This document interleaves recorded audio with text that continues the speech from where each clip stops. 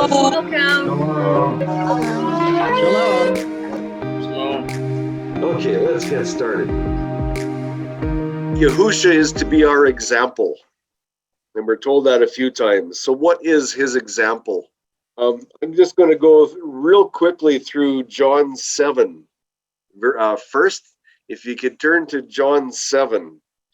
And after this, Yahusha was walking in Galilee, for he did not want to walk in Yehuda, because the Yahudim were seeking to kill him. Note that he was walking in Galilee. Why? Because that's where he spent most of his time. The Galileans observed dawn to dawn. That's one of the reasons why he was there. Verse number 2. And the festival of the Yahudim was near, the festival of Sukkot. So the question I have for you, why does it say the festival of the Yahudim? Why does it not say the festival of Yahuwah? We know that Sukkot is the festival of Yahuwah. So why does John write here the festival of the Yahudim? Verse number 3. So his brothers said to him, get away from here and go into Yehuda, so that your Talmudim also see the works that you are doing. For no one acts in secret while he himself seeks to be known openly. If you do, show yourself to the world. For even his brothers did not believe in him. Yahusha therefore said to them, my time, note that, very, very serious terminology, my time has not yet come, but your time is always ready. Now remember who Yahusha is. Yahusha knew the past and the future. If we go back through history, Julian Morgenstern documents extremely well the massive amount of changes in the calendar that occurred up to the time of Yahusha on this earth. So this is his comment when he said, but your time, your lunar-based calendar is always ready. That word ready, I forget the Greek word for it. Jeanette showed it to me. That word ready means manipulatable, adjustable. It's always changing. Yahusha knew that their calendar was totally fluid depending on their tradition. And he said to them, but your time is always ready. Verse 7, it is impossible for the world to hate you, but it hates me because I bear witness of it that its works are wicked. He's speaking directly of the lunar calendar that was being observed by the Second Temple era. Its works are wicked. And we see that with the Caiaphas, the high priest, when he tore his gown. He was an impostor. Verse 8, Yahusha says, you go up to this festival. I am not yet going up to this festival, for my time has not yet been filled. Now let's go down to verse 14. And about the middle of the festival, Yahusha went up into the Mikdash and he was teaching. Now I have this calendar laid out side by side to the covenant calendar. Why did Yahusha go up in the midst of their Sukkot festival? When you see the dates on the calendar, Yahusha went up on the day before the seventh day Sabbath. He went up into the middle of the feast because he was going to the seventh day Sabbath. He was not going to their festival. He was going up to be there on the seventh day Sabbath. So, verse 19, okay, up to this point, the context is about timing. Verse 19, did not Moshe give you the Torah? Yet not one of you does the Torah. This is about the timing of the feasts. Back to verse 2. And the festival of the Yahudim was near. What is the festival of the Yahudim? That's your lunar-based calendar. Now, I want you to keep this in mind, because I'm going to bring up the life of Yahusha in a very, very bare bones message here. This is an interesting study. It's taken quite a few years to get this sorted out and set up, but there's so much material to back this up. It's just absolutely incredible. So let's go here. I must be about my Father's business. Yahusha was 12 years old, and his mother had just questioned him. This is his answer. I must be about my Father's business. Yahusha was the wave sheaf, the first fruit. He was the sinless first fruit. If he was keeping the lunar calendar, he would not be sinless, but he was on the covenant calendar. The lunar calendar is not even in the question, not on the table for consideration. So why is that word must there? The baseline factor. While the Julian calendar was in operation at this time, the temple was operating on what was called the lunar-based third calendar at the same time. The religious festivals were based on this lunar calendar. Like today, there was a separate function of the festal calendar as to the civil Julian calendar. The Julian and Gregorian calendars are incrementally different, and mainly the leap year days being placed within the 5 days of waiting after the scriptural 360 days. There is a variation between the Gregorian and the covenant calendar months. The covenant calendar first month begins about mid-March and ends about mid-April. The covenant calendar seventh month varies in the area of mid-September to mid-October.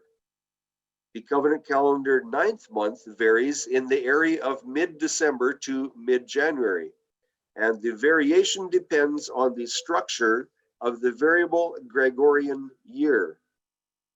In this writing, we're going to learn how to account for time according to the Torah standard. A full time span cannot be counted as complete, number one, if it begins part way into the time span, or number two, if the full time span is not completed to the full. The example. In other words, a full day is not counted as a 24-hour day if only 21 hours are accounted for. A note of extreme importance. The temple festivals were operating strictly on a lunar calendar. The civil calendar was the Roman Julian calendar. You will see the Gregorian calendar months in this study. It matters not whether the Julian or Gregorian months are used to delineate a recognition of designated time, as it was only the covenant calendar and the Jewish lunar calendar that have depth of meaning in this study. All historic documentation is given according to the Gregorian calendar, so that is what is used for our identification and recognition of time purposes only. The facts and reckoning of time strictly belong to the covenant calendar and the lunar calendar of the Jews. Again, I must be about my Father's business. Did Yahusha consider Malachi relevant in Common Era of 12? Remember the Torah of Moshe my servant, which I commanded him in Horeb for all Yisrael, laws and right rulings. Could it be when Yahusha was lost in the tabernacle 3 cycles after the Feast of the Jews, was Yahusha actually remembering the Torah statutes? I guess I need to explain the word cycles. If you're not used to that, the word day is very ambiguous. When you say day, we do not know in English whether we're meaning the light season, the night season, or the full 24 hours. So I like to use the word cycle because that gives a Hebrew connotation to a cycle, something that goes and returns. And it also references a full 24-hour period. So that's why I use the word cycle. Was Yahusha remembering the Torah statutes? Luke 2:49. And he, Yahusha, said unto them, How is it that ye sought me? Wist ye not that I must be about my Father's business? The Interlinear Scripture Analyzer, Luke 2:49. If we read in this highlighted box on the right, look what it says. In the, of the Father, of me, it is binding to be me. Why is that word binding there? That's got a pretty strong meaning to it. Does that have anything to do with the word must? Binding. Could a statute of Yahuwah be described this way? What was Yahusha referencing when he said, I must be about my Father's business? Why the must in Yahusha's remark? I must be about my Father's business. What is his Father's business? Why Yahusha's compelling, heartfelt conviction? Binding. Why binding? If there was only one question to be asked for this writing, it would be the first question. And that would be, why the must in Yahusha's remark, I must be about my Father's business? This writing is making the claim that Yahusha was 12 years old in the 9th covenant calendar month, going into the year of Common Era 12. First, we will look at the circumstances of exactly why Yahusha should be 12 entering into Common Era 12, and then we will look at the years of his life up to his age at his death. This will be an overview only, and details will follow much later. Luke 1:39. And Miriam arose in those days and went into the hill country with haste to a city of Yehuda, and entered into the house of Zechariah and greeted Elisheva. And it came to be, when Elisheva heard the greeting of Miriam, that the baby leaped in her womb, and Elisheva was filled with the set apart spirit. Yes, please read this again.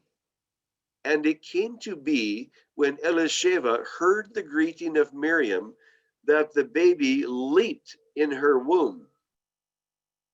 What important direct connection does this verse have to do with Luke 2:42? And when he was 12 years old, they went up to Jerusalem according to the practice of the festival. Why is that first verse, where the baby leaped in the womb, why is that directly linked to when he was 12 years old? Have you ever thought about that? At 12, Yahusha was, after 3 days, doing what? Will Luke provide crucial timing assistance in determining the year that Yahusha was born? Will it also have an immense bearing on affirming his year of crucifixion? Let's look at Luke 2:46.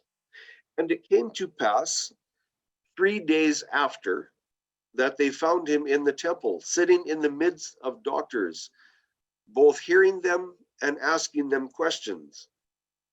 3 days after. 3 days after what? What was Yahusha's response at being questioned? Luke 2:48. When Yahusha's parents saw him, they were shocked. His mother asked him, Son, why have you treated us like this? Your father and I have been worried sick looking for you. And yes, I know that's modern language, but I think it's quite appropriate. Luke 2:49, he asked them, why were you looking for me? Did you not know? Yahusha placed his parents on the stand for accountability. Did you not know? Why don't you know? You should know. You are my parents. You should be teaching me. But he asked them, did you not know that I would be where? I would be in the house of my father. Very, very serious terminology. In the house of my father. With Yahusha speaking these words to his parents, is it possible to understand that Yahusha was declaring, I am observing the Moedim of Yahuwah's covenant calendar. Your lunar reckoning is an abomination. Consider the state of Yahusha's earthly parents, but they did not understand the word which he spoke to them. Luke 2:50. They did not understand. The word of which Yahusha spoke preserves the statutes which Yahusha was being obedient to.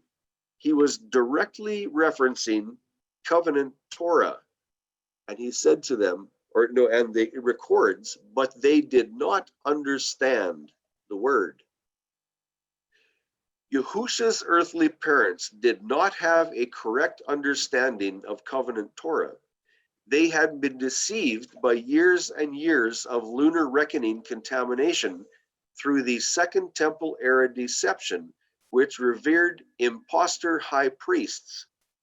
They were appointed through political assignment.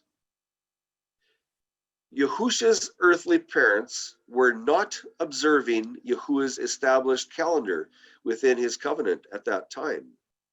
They were observing the traditions of the Yahudim. They had syncretism in their lives. Yahusha was witnessing and giving them notification. Do we really understand the tremendous, long-reaching implications of this statement? I read this again. They were observing the traditions of the Yahudim. This is the purpose why I took you to John 7 first, and I read verse 2. And the festival of the Yahudim was near. They were observing the traditions of the Yahudim. In the year that Yahusha was 12 years of age, the year of his accountability, he was found on the third cycle following the practice of the feast. You'll see that word practice in the Hallelujah scriptures. That practice being a Jewish lunar-based feast. After their feast, a responsible Yahusha was found where? In the tabernacle. Why the word practice? Why is this simple word so revealing? Time out.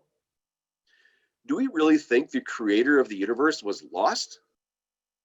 Was Yahusha found, as some scripture editions declare? Or was he divinely allowed to be discovered by his earthly parents in the tabernacle?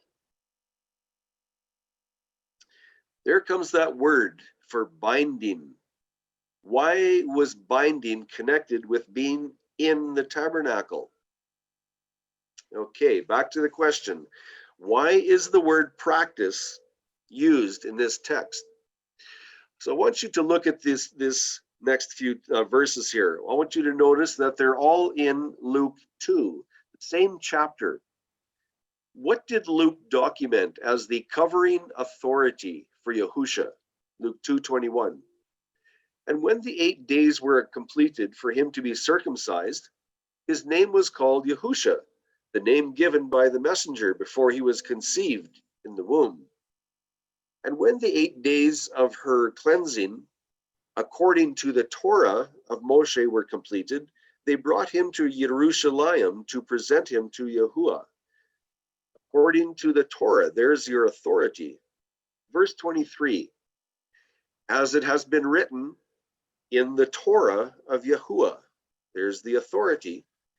Every male who opens the womb shall be called set apart to Yahuwah, and to give an offering according to what is said in the Torah of Yahuwah. There's the authority, according to the Torah of Yahuwah, a pair of turtle doves or 2 young pigeons. verse 27. And he came in the spirit into the set apart place. And as the parents brought in the child Yahusha to do for him according to the usual practice of the Torah, there again is the authority. Luke 2:39. And when they had accomplished all matters, how? According to the Torah of Yahuwah, they returned to Galilee, to their city, Nazareth. Up to this point, Luke 2 specifically recorded the divine authority which governed in Yahusha's life. Please note this question. Why then, in the same chapter, does Luke deviate from his style of documentation to bring us a totally different aspect of timing authority? Same chapter, Luke 2:41. And his parents went to Jerusalem every year at the festival of the Passover. Why the generic designation, the festival? Why is there no mention of Yahuwah or the Torah as in the former verses? Is this just a simple oversight from Luke? Or is there a viable explanation? Maybe Luke was tired and he just didn't want to write. Or is there a deeper intent? Practice of the festival, Luke 2:42. And when he was 12 years old, they went up to Jerusalem according to what? The practice of the festival. What reason did the spirit of inspiration have to cause Luke to refrain from identifying either Yahuwah or the Torah as the governing authority for this particular feast? Who governed this particular feast? What is Luke pointing out to us? Will we listen or just nonchalantly skip over these blatantly specific choices of highly informative words? Are we listening? Let's look at this again. In the year that Yahusha was 12 years of age, the year of his accountability, he was discovered on the third cycle following the practice of the feast. That practice being a Jewish lunar-based feast. After their feast, a responsible Yahusha was found where? In the tabernacle. Now, a hyper-important question. Does Yahuwah consider the moment of conception the beginning of life? Consider John's excitement in the womb, Luke 1:41, when a newly pregnant Miriam visited Elisheva. And it came to be, when Elisheva heard the greeting of Miriam, that the baby leaped in her womb, and Elisheva was filled with the set-apart spirit. Life begins at conception. Yochanan knew that Yahusha's earthly life had already begun. Linking, life begins at conception to Yahusha's 12th year. I'm going to read that again. Linking, life begins at conception to Yahusha's 12th year. In fact, Yahusha was 12 years of age when found 3 cycles after the Jewish Pesach. What year was that event? Please allow me to submit to you. Both Yochanan and Yahusha's age count began at conception. Yochanan's first 12 Kodashim, or months, of his life starting at conception. And if you look at the 4th Shane Kodashim, or month, of the covenant calendar, remember, covenant calendar months are not identical to Gregorian months, so please allow for some variation in the time span. So up on the left-hand side in the middle, you'll see 04, that is the 4th Shane month. Yochanan's conception is here, and it was 18 months prior to Common Era 1, a year and a half before Common Era 1. Here are the 12 Kodashim, or the 12 months of Yochanan. You'll note under the number 10, that is when the new year of covenant calendar begins. That's why you see the different color. But those are the 12 months, or the year of, or the first year of Yochanan. Passover in the first month of the covenant calendar year, that is Abib right there. Remember, we're talking about the life beginning at conception, and your birth happens in the 9th month, but your first year ends at the 12th month. Life begins at conception. Yochanan, in his 9th month, was birthed here on the first Kodesh just prior to Passover.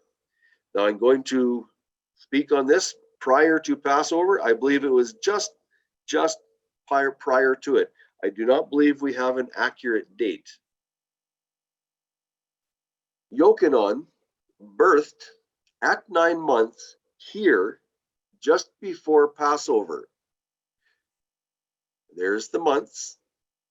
Yochanan completed his first year here at 12 months.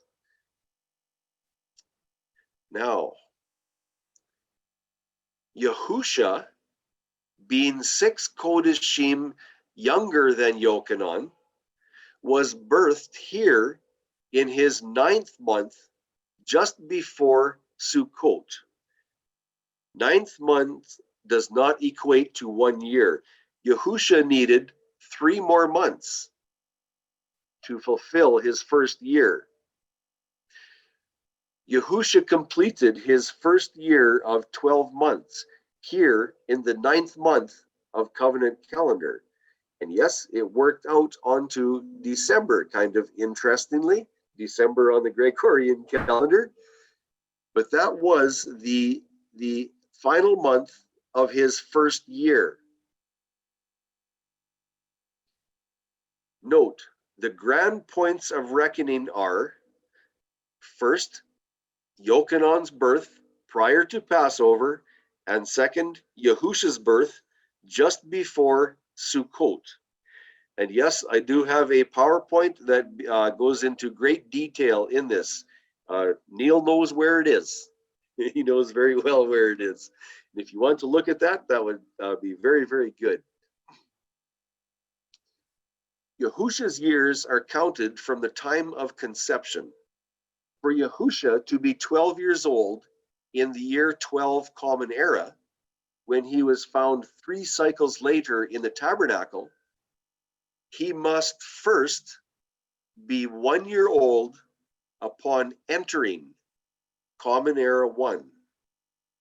Why this demand specifically laid upon Common Era 12? Why not Common Era 11? Why not Common Era 13? Why 12? What is so special about the year of 12? Here's an important thing. Please note, Yahusha had no concern about the Gregorian calendar, as it did not exist during his time on earth. This writing is using the Gregorian names and timing, which are identical to the Julian civil Roman calendar references, as a marker point for our timing recognition only. In actuality, Yahusha needed to be 12 years of age prior to the first covenant calendar month, which happened to occur in what we now understand as Common Era 12.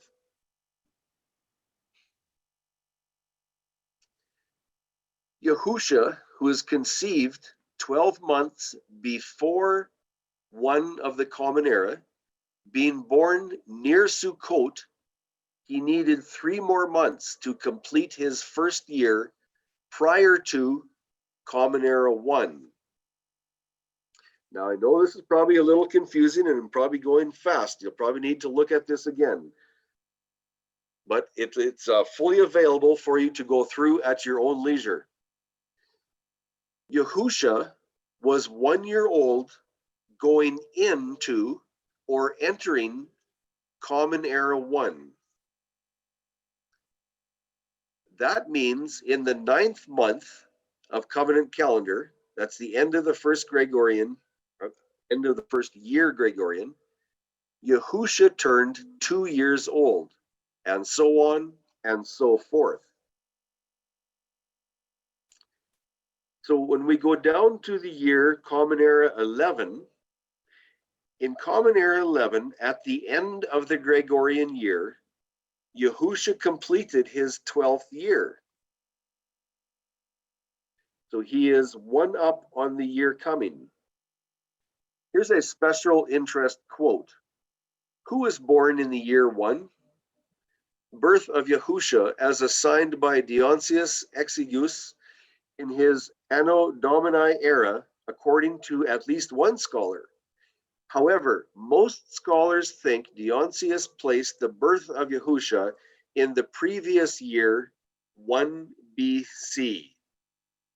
He was right. If Yahusha had been only 11 years old, entering 12 of the Common Era, how could he have been age 12 for Yahuwah's Passover? I'm going to ask that or read that question again. If Yahusha had been only 11 years old, entering 12 of the Common Era, how could he have been age 12 for Yahuwah's Passover?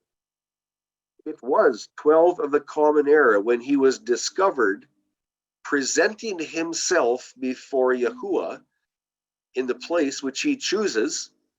Go to, and you'll see that in those texts.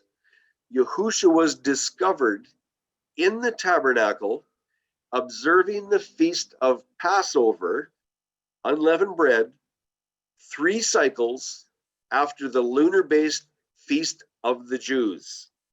Now that's a strong statement, and you're going to see why. I'm going to show you. I'm going to read this one more time because I want you to understand this very, very clearly. Yahusha was discovered where? In the tabernacle, doing what? Observing the feast of Passover and unleavened bread 3 cycles after the lunar-based feast of the Jews. Yes, there was 2 calendars going in the tabernacle at that time. One was the lunar calendar of the Jews, and the other was the covenant calendar of Yahusha and his disciples. 2 different calendars. On the next slide, we will examine the serious problem when assuming that Yahusha turned 1 year old at or just before Sukkot on one of the Common Era. So if he was born before one of the Common Era, and Yahusha was born near Sukkot, 12 more months are needed to complete his first year. So Yahusha turned 1 before Sukkot of the Common Era, number 1. What problem is this going to be? Then Yahusha was only 11 going into the year 12 of the Common Era. Will this present a serious problem? Just the question. Why does he have to be 12 years old going into the year 12 of the Common Era? Why? Yahusha achieved his 12th year here. Or no, I should say that as a question. Yahusha only achieved his 12th year here? Covenant calendar Passover was long gone at this point. This scenario has no alignment with the scriptures because we know that Yahusha was birthed just before Sukkot. So that is long after Passover. Yet we know that Yahusha was 12 at the Passover, 3 days after the Jewish festival. So let's get into the details. Is it possible a serious breach would have surfaced if Yahusha was only 11 years of age when entering Common Era 12? Again, why 12 of the Common Era? What is so important? What is so brilliantly glaring about this year? What about Common Era 11 and 13? What is it that sets them different? What is it that makes 12 so special? Next step, are there solid reasons for making these claims? On the next slide is the format of how this writing exposes the life of Yahusha. Please remember this format as it will help your understanding in the slides to come. So I'm going to explain the format of how I expose this. On the left, you're going to see the lunar calendar that was used at that time. On the very left, you'll see the cycles of the week, and on the right of that same square is the date, and you'll see those columns. On this slide, you will see the so-named Hebrew calendar, which is the lunar-based calendar of the appropriate area. The cycles of the week and month and some dates also are listed. The weeks are marked out by the seventh-day Sabbaths. There is the Common Era 12 transition. The Gregorian year of the Common Era is written in this square, in this oval, I guess, in the middle. The transition of the Tekufa and its designated cycle of the week will be marked. On the right, we have covenant calendar. And again, you will see the column with the cycles of the week and the dates of the month. Here is the covenant calendar with its Shana cycles of the month and dates. And we're going to do a comparison. Again, why was Yahusha in the tabernacle after the feast of the Jews? We will first be looking at Common Era 12 to determine why Yahusha was inside the temple 3 cycles after the feast of the Jews. Then we will examine Common Era 11 and 13 to see why it is not realistic for these years that Yahusha in Luke 2 was discovered in the tabernacle. What about Common Era 12? We will view option A first and then return to option B for Common Era 12 towards the end of this writing. In obedience to his father's business. What is his father's business? We are going to be looking at Common Era 12. Luke 2:49. This is the theme that we need to remember. And he said unto them, how is it that ye sought me? Knew ye not that I must be in my Father's house?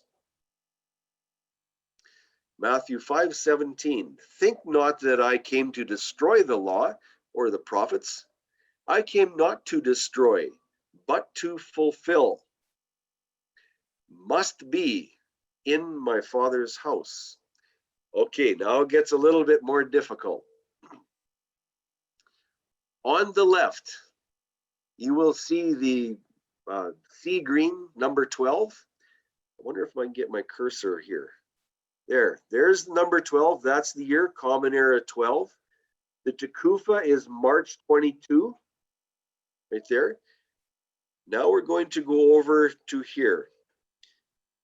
Here is the conjunction, right here.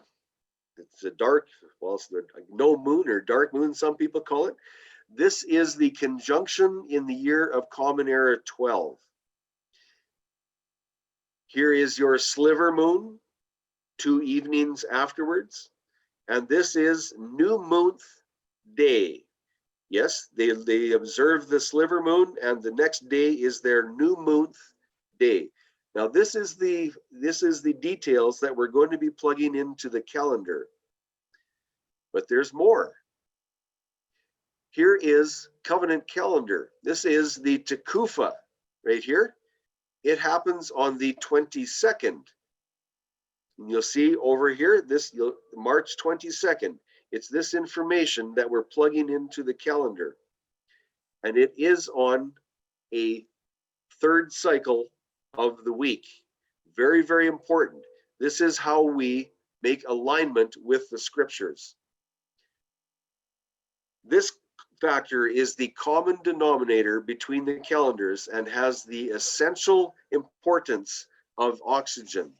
This is the information, this is the detail that we're going to be plugging in to the upcoming slides. This is how we determine the lunar calendar comparison to covenant calendar. There is your Shana New Year Day after the Tekufa. Common Era 12 transition. Now we know that the March 22 is marked out here. This is on the left-hand side, the lunar calendar. Here is your lunar unleavened bread feast, the 15th to the 21st. Now, I must tell you that this is not just willy-nilly guessed at. I have literally hundreds and hundreds of these slides that I've all worked out. There's been many thousands of hours of research go into this. So I'm not picking numbers out at random. This is documented and tested and proven. The lunar unleavened bread feast is right here on the 15th. There is the third day after the feast of the Jews. If this third day, which is on a Wednesday, when Yahusha was found after the lunar feast of the Yehudim, was on the fourth cycle of the week. Okay, so what we will do is we will follow this fourth cycle over to covenant calendar. First, we're going to go with the Tekufa. The Tekufa, or the equinox, it's the common denominator which we can use to determine time on both calendars, because the Tekufa happens in the sky. So we use the Tekufa to determine everything. It's on the third cycle of the week, as we saw in the previous chart. So we go over here to the third. Yes, that's right. This red line is used for alignment over here. Here is this green or sea green line. Here's where we follow from the lunar calendar, the fourth cycle of the week, which is the third day after the Jewish feast. We'll follow this line. Oh, where's my cursor? We follow this line over to here. The 15th of the first month of covenant calendar. That's a very interesting day. The 15th is the first Sabbath of unleavened bread. On the fourth cycle of the week, in the first month of covenant calendar, Yahusha was in the tabernacle by statute, observing the high Sabbath of unleavened bread. That statute is seen in Exodus 23:15 to 17. I'm going to let you look at this slide for a little bit. Here's your lunar feast. This is what was happening at the time. Here's your days after the lunar feast. 1, 2, 3. And it happened on the fourth cycle of the week. So that we know we have alignment, you follow that line across to the fourth cycle of the week. And we find that on the day that Yahusha was found in the tabernacle, once again, it was the first Sabbath of unleavened bread. I must be about my Father's business. Again, note, Common Era 12. Yahusha was presenting himself before Yahuwah inside the tabernacle. In Common Era 12, Yahusha would have been in the tabernacle. Let's read the statutes. Exodus 23:15. Guard the festival of Matzotth. 7 days you eat unleavened bread, as I have commanded you, at the time appointed in the month of Abib, and do not appear before me empty-handed. Exodus 23:17. 3 times in the year, all your males, Yahusha's male, all your males are to appear before the master, Yahuwah. Where were these offerings for Yahuwah to be brought, if not to the tabernacle? Exodus 34:23. Please read this verse carefully. 3 times in the year, all your men are to appear before the master, Yahuwah, the Elohim of Yisrael. All your men are to appear before the master. Does this bring us into memory when Yahusha says, I must be about my Father's business? Deuteronomy 16:16. 3 times a year, all your males appear before Yahuwah your Elohim in the place which he chooses at the festival of unleavened bread. Does that ring a bell? And at the festival of weeks, and at the festival of booths, and none should appear before Yahuwah empty-handed. For 3 days, starting on Abib 14, can it safely be said that Yahusha was about my Father's business? He was obeying the statute in the Melchizedek covenant. He was in the tabernacle. Yahusha was doing, that is Shema, obedient to, he was fulfilling the covenant statutes of the Melchizedek administration. Yahusha was in the tabernacle observing the high Sabbath of unleavened bread after the feast of the Jews. 2 different calendars. One calendar goes back to Isaiah 13:14, where Satan said that he was going to be in control of the Moedim. The other calendar is Yahuwah's covenant calendar, and that is the calendar that Yahusha was observing at 12 years old. He stood up to his parents and said, I am going to do this. I am accountable. Is it any surprise that perfect alignment is exposed when we simply accept the words as Yahuwah preserved them? The great sadness about Yahusha's earthly parents, Luke 2:50. Well, just after he had answered his mother, here's what it records. But they did not understand the word which he spoke. What was it that the earthly parents of Yahusha did not understand? Was it his audible language? Or was it Yahuwah's covenant calendar, which had previously been discarded? Discarded when? It was discarded at 700 BC, at the time of Hezekiah's sundial. Shortly after that, the lunar system of worship was adopted into the Second Temple era.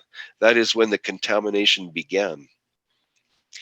Consider this, Luke 11:52. Woe to you, learned in the Torah, because you took away the key to understanding. You did not enter yourselves, and those who were entering in you hindered. You took away the key to understanding. That key is the Tekufa, the equinox. Yahuwah's covenant calendar was removed. The Tekufa, the control of the Tekufa was removed. How can you get understanding? How can you understand your Creator when you're not with Him, when you're not walking by His side? You took away the key to understanding, and you placed them on the lunar calendar. In this next verse, is it possible or likely that Yahusha was referencing the Tekufa Shane-based covenant calendar? The 360-day year had been abandoned shortly after Hezekiah's sundial event in direct defiance to Yahuwah. The lunar worship practice was officially adopted instead. Could this be why Yahusha declared in Matthew 23:15, "Woe to you, scribes and Pharisees, hypocrites, because you go about the land and the sea to win one convert, and when he is won, you make him a son of Gehinnom, twofold more than yourselves." Who is it that gives their allegiance to the moon? Who is it that teaches to give allegiance to the moon?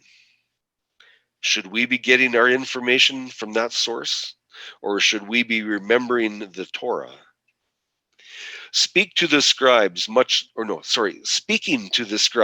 later in his life, what reasoning caused Yahusha to speak these words?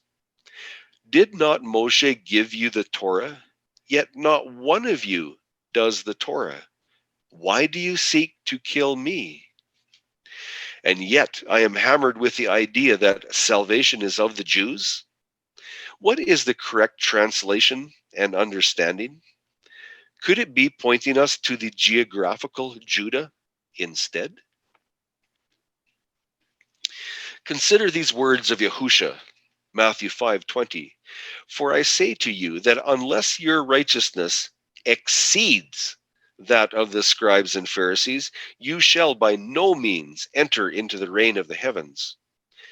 Consider the statements found in these verses below, then carefully ponder from whom you accept doctrine. Now it is time to view Common Era 11. Let's see if Common Era 11 can match or deliver better reasoning than Common Era 12. We are once again looking for timing evidence to determine exactly why Yahusha was found in the tabernacle 3 days after the feast of the Jews. In obedience to his father's business, we're going to look at option A. Examining Common Era 11, 1A, and this is going to be in view of the sliver moon before the Tekufa. Julian Morgenstern documents very, very clearly, many times, that this is the system that they were using at that time, and it is proven to be clear. Historic documentation is recorded and proven that in this area they were choosing the sliver moon before the Tekufa. So let's look at it. Again, up in the left-hand corner, Common Era 11, the Tekufa, March 23. This is our focal point because all calendars have to be reckoned with this point at some time. Here is Common Era 11 for Yisrael. Here is the conjunction. It's on the 21st. We see that recorded down here. This is the conjunction. The dark moon. 2 evenings later is the sliver moon. Now, you remember me saying we're looking at the option A. Option B, we're going to look at what if the sliver moon come 3 evenings later, which it does on odd occasion. However, we're going to look at the sliver moon coming after the conjunction 2 evenings later as option A. The 24th is going to be New Moon Day. Note what month this is in. This is in the Gregorian month of February. This is very, very early. Here's the Tekufa, way down here in March. It's on the 23rd of the Gregorian calendar. Note the second cycle. It is on a Monday, a second cycle. This is huge importance for calendar comparison alignment purposes. Must have this straight. And there is a Shane New Year Day. Okay, Common Era 11 transition. On the left is your lunar calendar.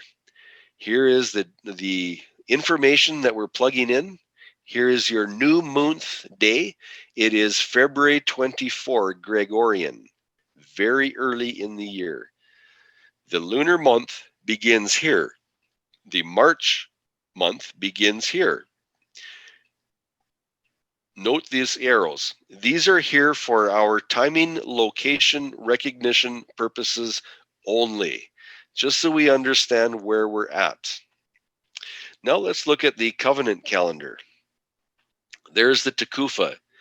Please note it's on the second cycle of the week. You go over to your lunar calendar. There's your second cycle of the week. Just for alignment purposes here, we got it straight.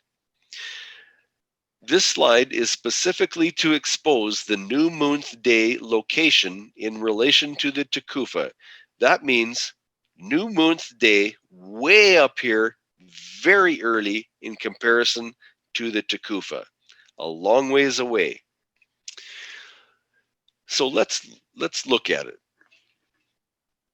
Here on the left is the lunar unleavened bread feast. The lunar unleavened bread feast. Yahusha was found 3 days later than the lunar unleavened bread feast. 3 days after the feast. 1, 2, 3. It's on a fifth cycle of the week. This third day, on the fifth cycle of the week, after the lunar feast of the Yahudim, was Yahusha discovered here?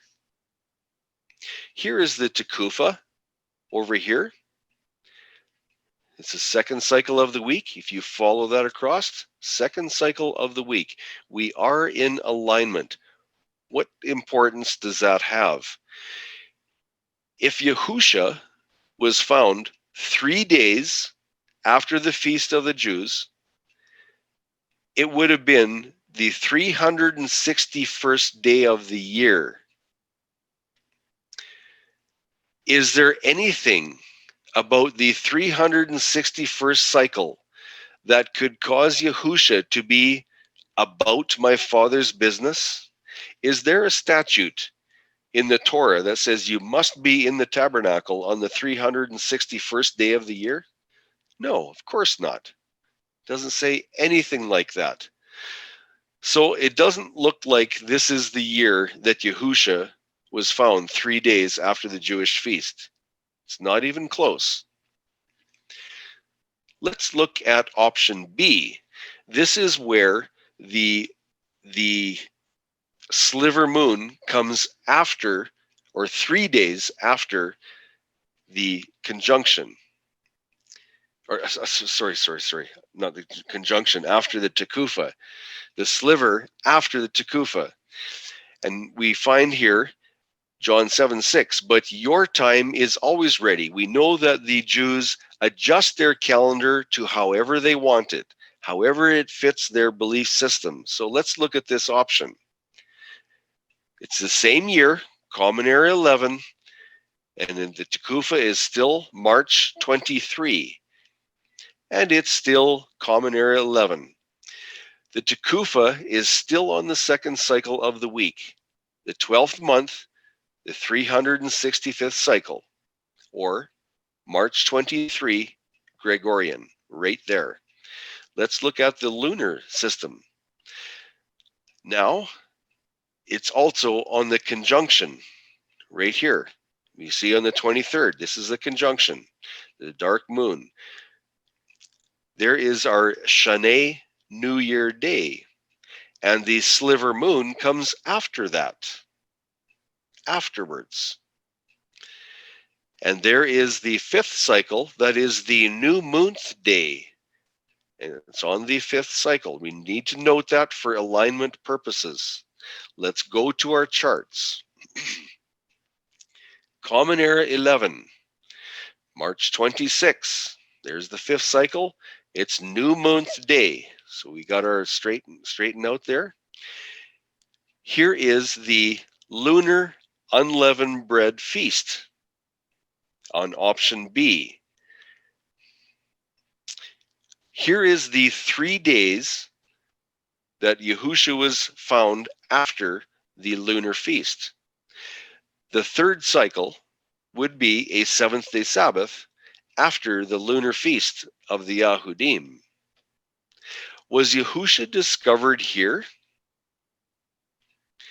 There's the Tekufa, way up there. Here's your first month. And there is Yahuwah's Moedim on the right. After the Moedim of Yahuwah, is there a Torah statute concerning the 26th cycle of the first month that could require Yahusha to do and exclaim, I must be in the house of my Father?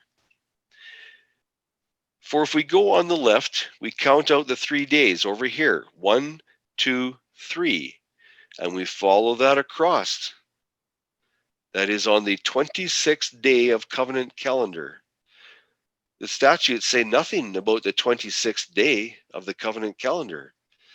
So it does not appear that Common Era 11 has anything to do with Yahusha being in the tabernacle 3 days after the Feast of the Jews.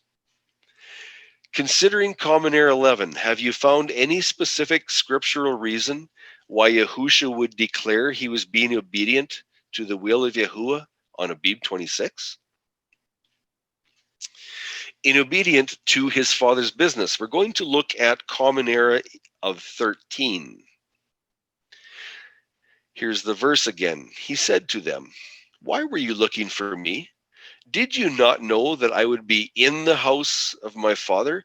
And remember, that word binding comes to mind. I must be in the father's house. Was it binding? Here is Common Era 13. Up in the upper left-hand corner, the Tekufa is March 23. Let's go to the lunar information. Common Era 13. Your conjunction is right here, and it's on the 28th. There's your dark moon, as they say. That's your conjunction. 2 cycles after, or 2 evenings after, we find the sliver moon right here. And then comes new month day. That's the first day of their new month. As documented by Morgenstern and proven, the sliver moon prior to the Tekufa was chosen in this era as the beginning of their new year. Most likely this was a 13th lunar month. There is the Tekufa on this year, March 23, as you see up here in the corner, March 23. Down here, March 23, and on the 5th cycle of the week. Let's line this up on our charts. And there is the Shana New Year Day. Here's Common Era 13, transition. New Month Day, right here. This is the first month of the first lunar month. This is the March 23 in Gregorian. That's one of the ways that we line things up. Here is the lunar unleavened bread feast right here. And remember, this red line and the sea green line and the seventh day Sabbath lines all serve to line us up. Yahusha was found 3 days after the feast of the Jews. 1, 2, 3.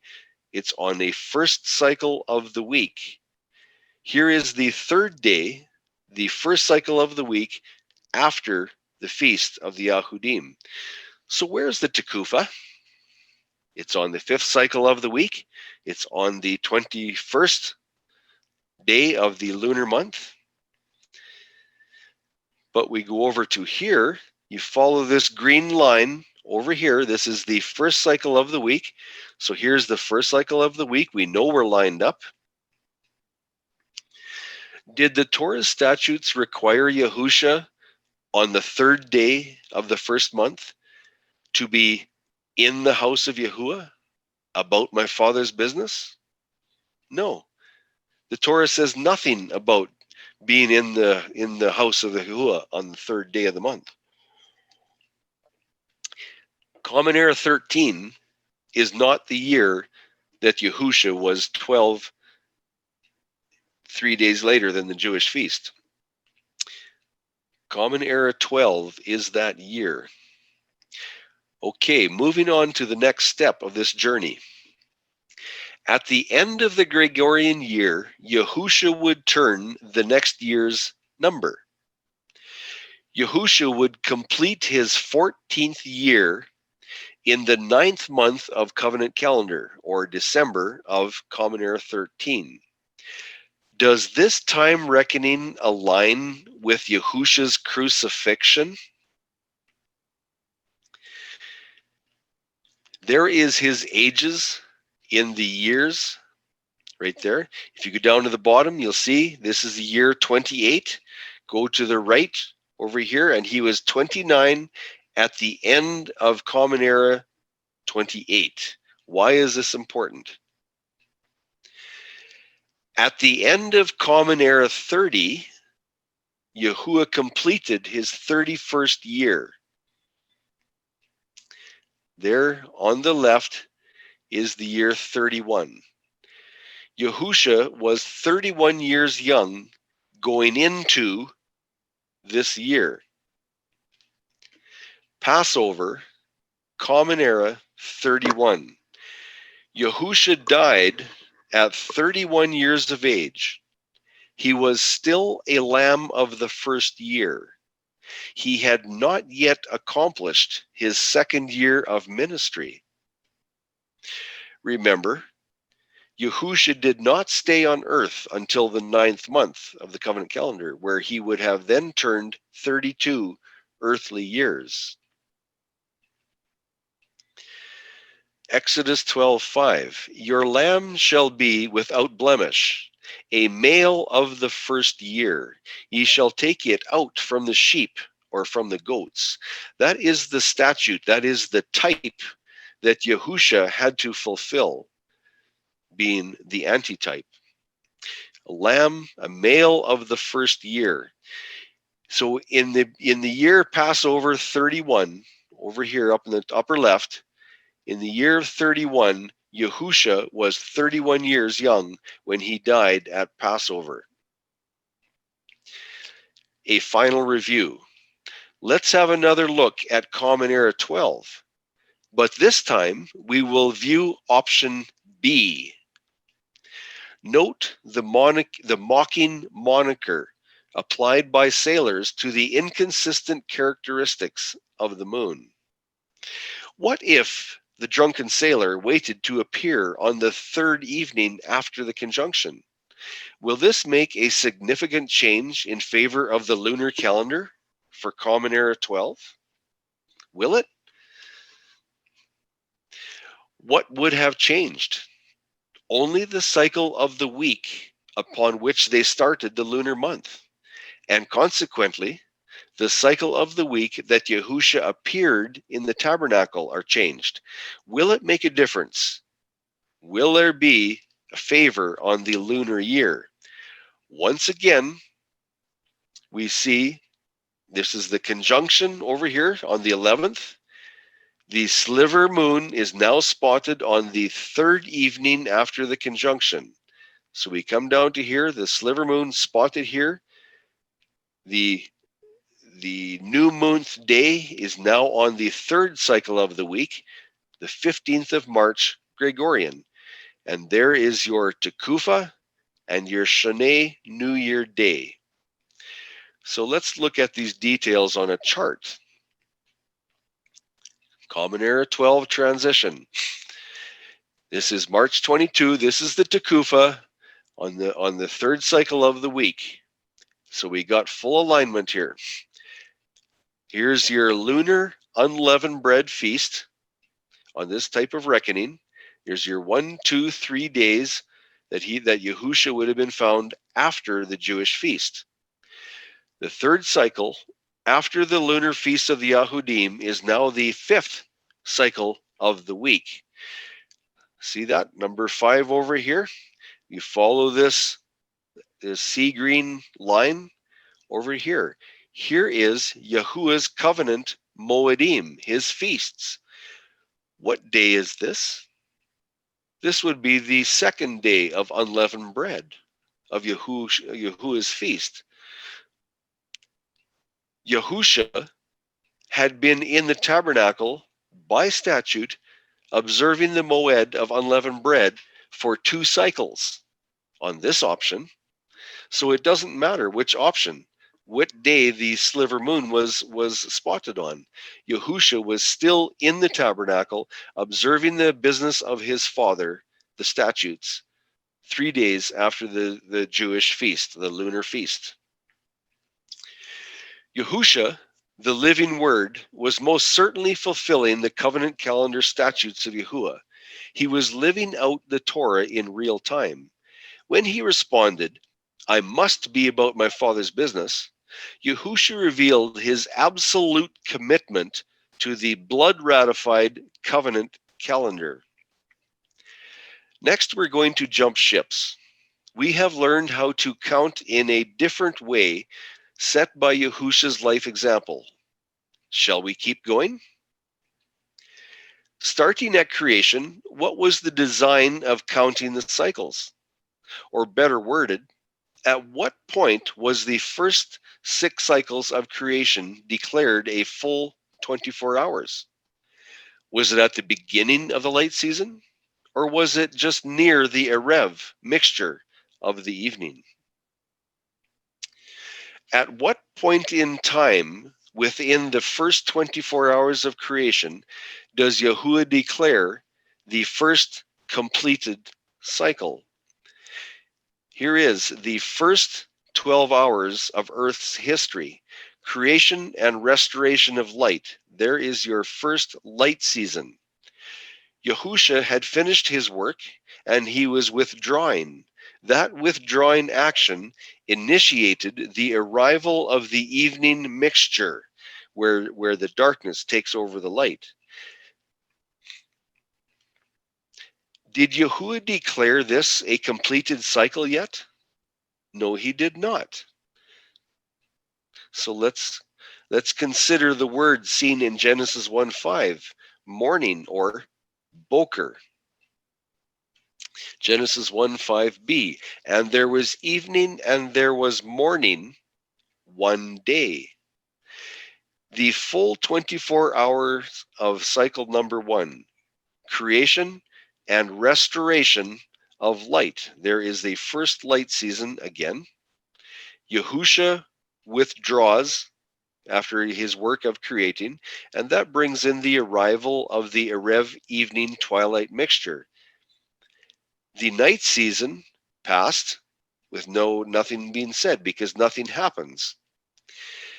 And there we have, and there was morning, boker, day 1 on that yellow wedge. The day ended at dawn. Yahusha had completed his work. There is 24 hours. It is until a time span has completed its designation or designated length, it cannot be declared complete. So it was only at the dawn that day 1 could be declared complete. Moving on. In terms of counting, this was the pattern set by Yahuwah for all the cycles of creation. Yahuwah did not account for a partial cycle. Okay, now we're going to move. I know this is jumping around, but I'm going to tie this together. Yochanan birthed at 9 months here, just before Passover. Yochanan completed his first year here at 12 months. Yahusha, being 6 Kodeshim younger than Yochanan, was birthed here in his 9th month, just before Sukkot. There is your 12 months of Yahusha's first year. He completed his first year of 12 months here in the 9th month of covenant calendar.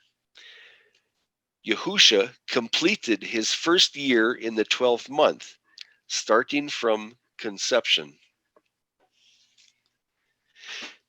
Yahusha conceived 12 months before one of the Common Era.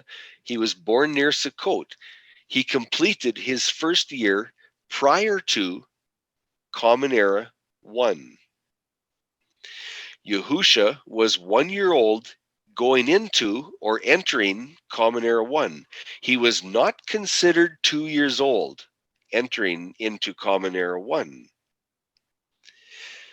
Yahusha, in the 9th month of Covenant calendar, the end of the first year Gregorian, Yahusha turned 2 years old, and so on and so forth. So we go down again to the year of Common Era 11. And you'll see at the end of Common Era 11, he was 12 years old. At the end of the year Common Era 11, Yahusha completed his 12th year.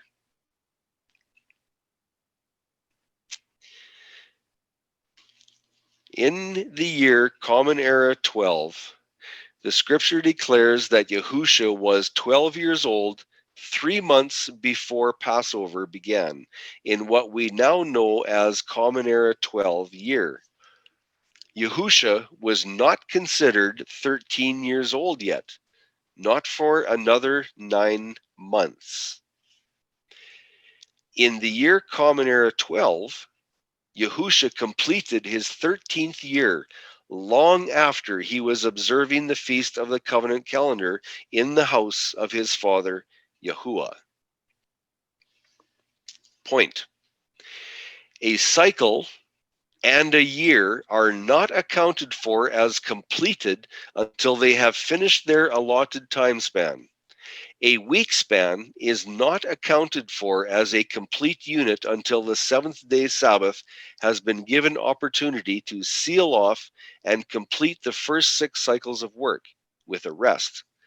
Consider the Manna week and the Omer count with 7 completed weeks. What about the year of Yahusha's death and his age? Again, we look at Common Era 31. Yahusha was 31 years of age when he died at Pesach. He was still a lamb of the first year. He had not yet accomplished his 32nd year, and he would not have completed his 32nd earth year until 9 months after his crucifixion. And the point of all this is, time must be given full space for completion before it can be accounted as a whole unit. It cannot be accounted partial time. Really, what has been the need of this last exercise? This has been laying a scriptural foundation for calculation of timelines for future studies. That foundation is time must be fully allowed its predetermined time span to be accounted as a whole unit. And this is the end, or is it just the beginning? This has been a most basic outline of the life of Yahusha. There is so much more to go. I want to thank everyone for joining me here tonight. I appreciate it. I know your time is valuable.